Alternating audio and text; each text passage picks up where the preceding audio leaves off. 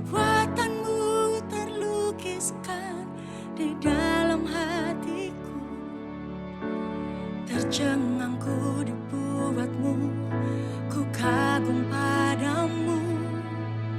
Tak ada di hidupku yang luput darimu.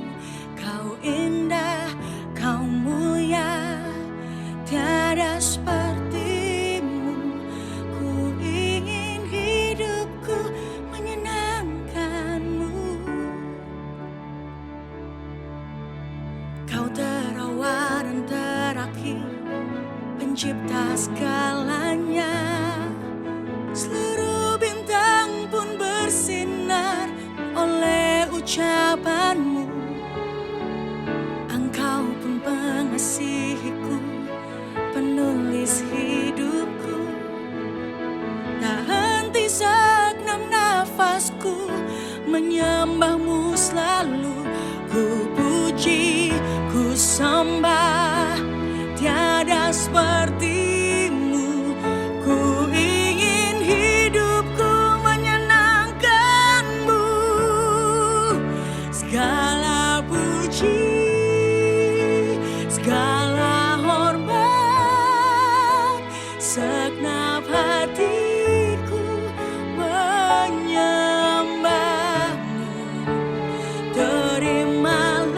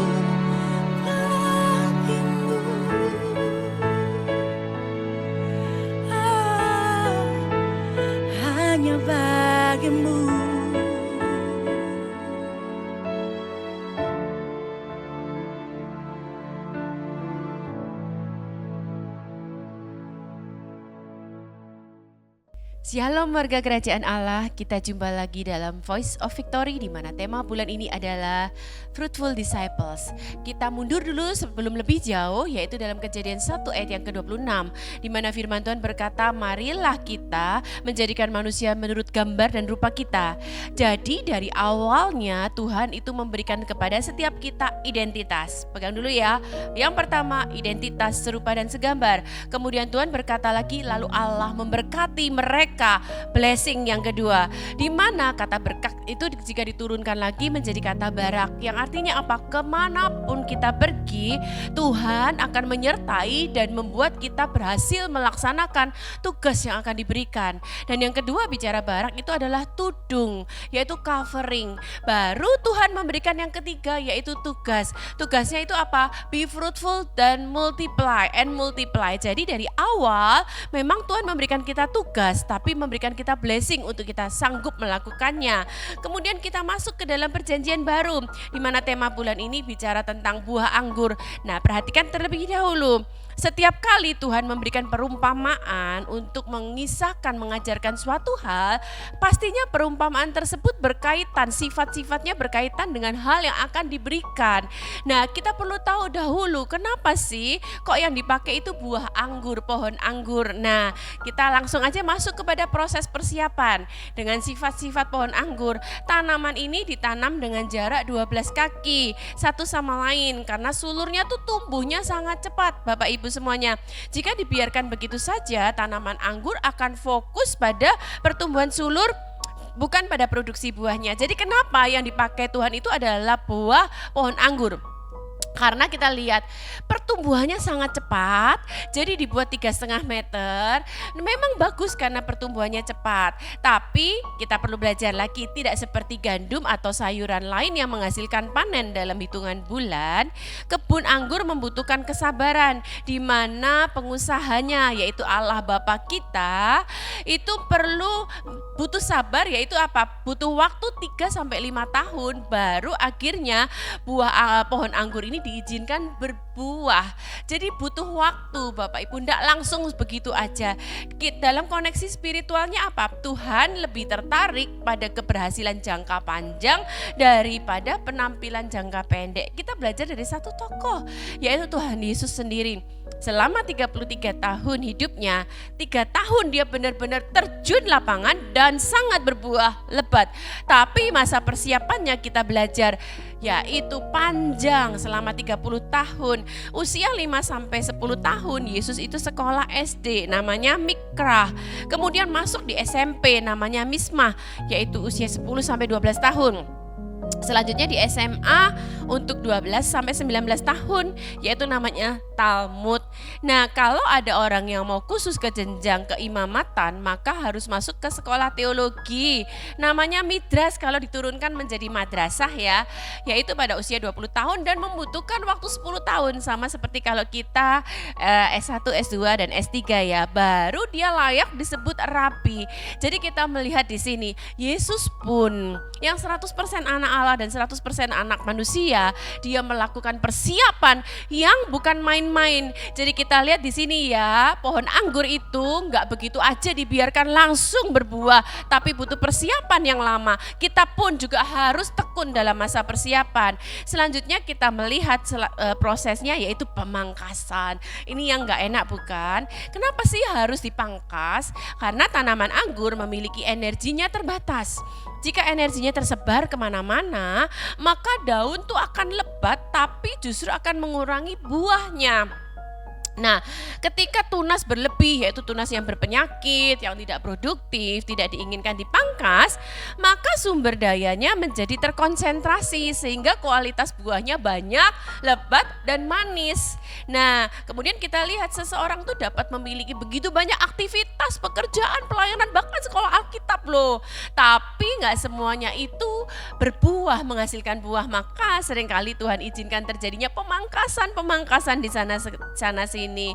Tuhan izinkan bahkan impian kita, harapan kita gagal. Karena justru Tuhan tahu kalau impian tersebut berhasil, maka justru impian tersebut yang akan mengkat masa depan kita yang sesuai tujuan Tuhan. Jadi dalam hidup sometimes diizinkan Tuhan dipangkas yang pastinya terasa sakit, tapi justru tujuannya untuk menghasilkan buah dan buahnya tinggal tetap. Gitu ya. Nah, selanjutnya kita lihat pengurus itu sepenuhnya terlibat dalam proses pemangkasan. Pastinya walaupun terasa tidak enak, tapi Tuhan melihat hari demi hari ketika diproses pemangkasan itu, dan Tuhan merawat setiap luka-luka dari pemangkasan. Kita lihat tokoh-tokoh firman Tuhan.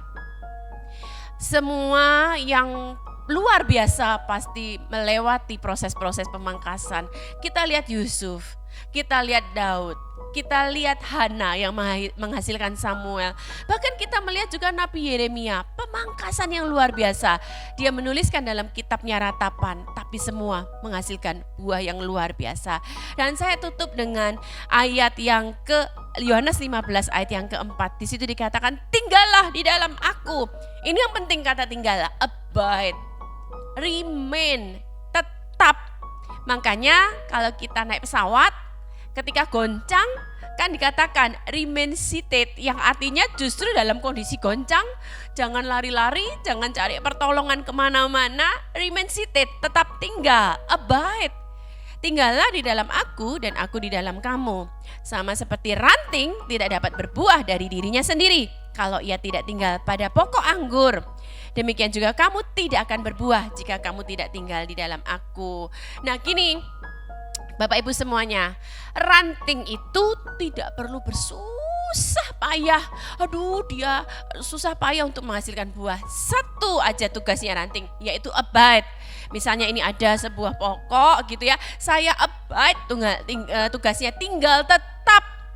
Nah, kita perlu belajar jika ranting terpisah langsung akan kering dan mati, karena pokok anggur itu adalah pokok anggur bukan suplemen Bapak Ibu ya, tapi benar-benar sumber. Suplemen itu bisa dimakan, diminum atau bisa juga tidak. Pokok anggur bukan suplemen, tapi sumber. Dimana kalau kita tidak menempel, maka yang terjadi akan mati. Saya tutup dengan sebuah firman Tuhan dalam Yeremia 17 ayat 5-6. Saya sambungkan dengan ini ya. Firman Tuhan berkata, terkutuklah orang yang mengandalkan manusia.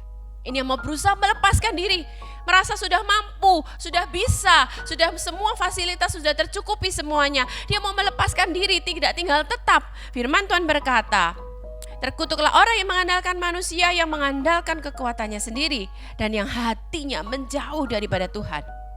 Perhatikan, ia akan seperti semak bulus di padang belantara. Ia tidak akan mengalami datangnya keadaan baik.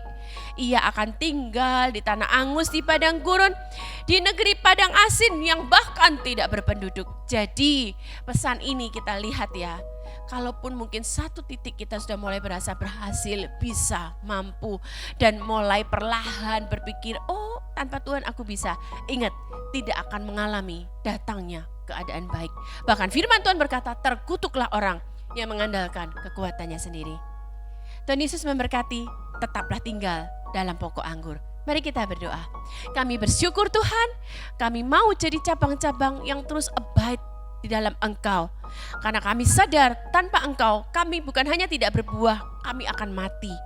Terima kasih Bapa di surga untuk terus Engkau bersama-sama kami di dalam Engkau.